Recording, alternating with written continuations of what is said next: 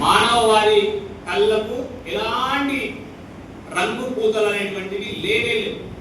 కాబట్టి పెట్టుబడిదారి విధానం గొప్పదా, సామ్యవాద విధానం గొప్పదా, ఇవన్నీ అసలు అంతా అయిపోయింది, అవుట్డేటెడ్ సబ్జెక్ట్. కాబట్టి మానవవాదానికి చేరినటువంటి మనుషులు స్వేచ్ఛగా ఆలోచిస్తారు, అన్ని రకాలైనటువంటి రూల్స్కు భిన్నంగా ఆలోచిస్తారు, వాటిని రూల్స్ను దాటి కూడా చెప్పగలుగుతారు. కాబట్టి మనం ఇక్కడికి కొన్ని పరిధులు పెట్టుకొని ఉంటున్నాం. మనం ఆ పరిధులను దాటగలిగేటువంటి శక్తి అనేటువంటిది మనిషికి హేతువాద మానవవాద ఉద్యమాలు ఈ భావజాలం అనేటువంటిది ఇవ్వగలుగుతుంది. ఉదాహరణకు మీరు సోక్రటీస్ అప్పుడు ఉన్నటువంటి సామాజిక వ్యవస్థను ప్రశ్నించి అప్పటి వరకు ఉన్నటువంటి ఆయన రాజ్యం ఏర్పాటు చేసినటువంటి కొన్ని నియమాలను వ్యతిరేకించాడు. ఆయన అసలు నిజంగా కూడా అసలు నాస్తికుడు కాదు. నిజంగా చెప్పాలంటే ఆయన దైవ వ్యతిరేక వాదన చేసిందని ఆయన చంపేసింది. కానీ ఆయన ప్రభుత్వం ప్రకటించినటువంటి, రాజ్యం ప్రకటించినటువంటి, రాజు ప్రకటించినటువంటి వాటిని కాకుండా ఆయన సూర్య చంద్రులను దేవుళ్ళుగా స్వీకరించారు.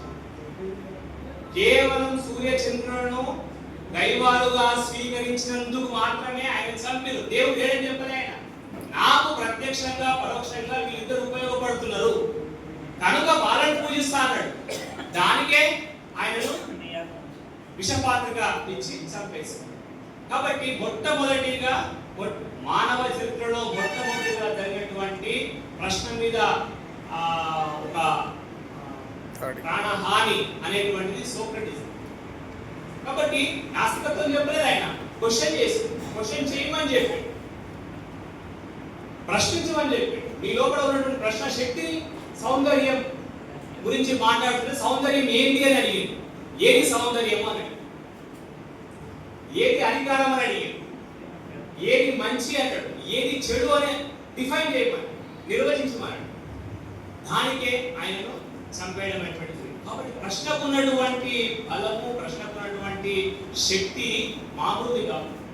కాబట్టి అదే పరంపర ఈ రోజు ఇక్కడి వరకు కూడా కొనసాగుతున్నది. ప్రశ్న ఆగిపోలేదు, ప్రశ్న మీద వ్యతిరేకత కూడా ఆగిపోలేదు. కాబట్టి భారతదేశాన్ని తీసుకుంటే చార్వాకులు, మనకు పూర్వం ఎంతమంది చార్వాకులు ఈ దేశంలో చంపబడ్డ, భాషల పేరుతో, లోకాల పేరుతో, దైవ వ్యతిరేక వాదుల పేరుతో, వేద వ్యతిరేకులైనటువంటి నిందలతో ఎంతో మంది చార్వాకులను ఈ దేశం మీద, ఈ భారతదేశం అని చెప్తున్నటువంటి ఈ ప్రదేశంలో చంపబడ్డారు. కాబట్టి చార్వాకులు భారతదేశంలో ఎపిక్యూరియన్ల కంటే ముందు, గ్రీకుల కంటే ముందు కూడా ఆ రకమైనటువంటి ఒక భౌతికవాదమైనటువంటి చరిత్రను సృష్టించినటువంటి వాళ్ళు. వాళ్ళ వారసులం మనం, వాళ్ళ వారసులుగా ఇక్కడ మాట్లాడుతున్నాం. ఇక్కడ ఈ భావజాలాన్ని మనం తీసుకుపోతున్నాం. మన సామాన్యులం కాదు, మనం ఒక్కరమే కావచ్చు, ఇద్దరే కావచ్చు, 10 మంది కావచ్చు. ఊర్లలో ఖచ్చితంగా ఒక్కరో ఇద్దరో ఉన్నారు ఇప్పటికి చార్వాకుల వారసు. కాబట్టి ఆ వారసత్వాన్ని మనం కొనసాగిస్తున్నాం. కానీ వాళ్ళు చెప్పినటువంటి రూపంలో కాదు, మరింత మంచి రూపంలో, మరింత గొప్పనైనటువంటి రూపంలో, మరింత గొప్పనైనటువంటి లక్ష్యం కోసము మనం చేస్తున్నాం. కాబట్టి ఈ సాంప్రదాయం అనేటువంటిది నిజమైనటువంటి భారతీయ సంస్కృతి, భారతీయ వారసత్వం. ఈ వారసత్వాన్ని వ్యతిరేకించే వాళ్ళు తాము నిజమని చెప్పుకుంటున్నారు, తాము విశ్వగురువులని చెప్పుకుంటున్నారు. అసలు గురుతత్వమే అబద్ధం. అసలు గురువు లాంటి ఎవరు లేరు. గురువు అనేటువంటి భావననే తప్పు. గురువు అంటే సర్వం చేసిన వాడు. సర్వం చేసిన వాడు ఎవడున్నాడు? సర్వజ్ఞత అనేది ఎక్కడుంది? కాబట్టి సర్వం అనేటువంటిది లేదు. ఎంత విశ్వం ఉందో మనిషికి ఇప్పటి వరకు పూర్తిగా అందదు. ఇంకా మనం కొంత ప్రయత్నం చేస్తాం, అక్కడ దాకా పోతాం, అక్కడి నుంచి మరింత ప్రయాణం ఉంది. కాబట్టి నేను చాలాసార్లు చెప్తుంటా, మనిషి ఏకకాలంలో సూక్ష్మదర్శిని ద్వారా అటు కణాల్లోకి, పరమాణువుల్లోకి చొచ్చుకుపోయిండు. అదే రకంగా టెలిస్కోప్ తోటి విశ్వాంతరాలు గమనిస్తున్నాడు.